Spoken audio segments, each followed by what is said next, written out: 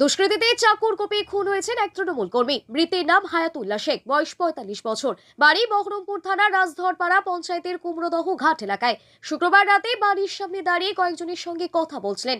সেই সময় তার বুকের বাম দিকের অংশে চাকুর কোপ বাড়ে। রাস্তায় লুটিয়ে পড়লে দুষ্কৃতীরা পালিয়ে যায়। স্থানীয় বাসিন্দারা তাকে উদ্ধার করে দ্রুত বহরমপুরে মুর্শিদাবাদ মেডিকেল কলেজ হাসপাতালে নিয়ে গেলে চিকিৎসক মৃত বলে ঘোষণা করেন। হায়াতুল্লাহ সম্পর্কে বহরমপুর পঞ্চায়েত সমিতির সভাপতি তৃণমূলের আইজউদ্দিন মণ্ডলের শ্যালক ছিলেন। তার এক দাদা রাজধরপাড়া তৃণমূলের প্রধান পদে রয়েছেন। হায়াতুল্লাহ তৃণমূলের রাজধরপাড়া অঞ্চল কমিটির সদস্য পদে ছিলেন। খবর পেয়ে বহরমপুর থানার ঘটনাস্থলে পৌঁছে তদন্ত শুরু করেছে। পুলিশ জানায় ঘটনার তদন্ত শুরু হয়েছে। দুষ্কৃতীরা ৪-৫ জন ছিলেন বলে প্রাথমিক তদন্তে জানা গিয়েছে। একটা মতানৈক্য আছে।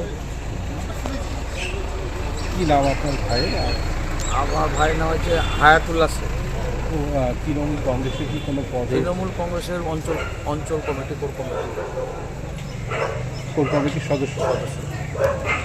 আর দীর্ঘদিন ধরে তৃণমূলেই আছে। দীর্ঘদিন। আর এখন কি পরিস্থিতি রয়েছে, ডক্টররা কি বলছে? না, তো মারাই গেছে। মারা গেছে, মারা গেছে।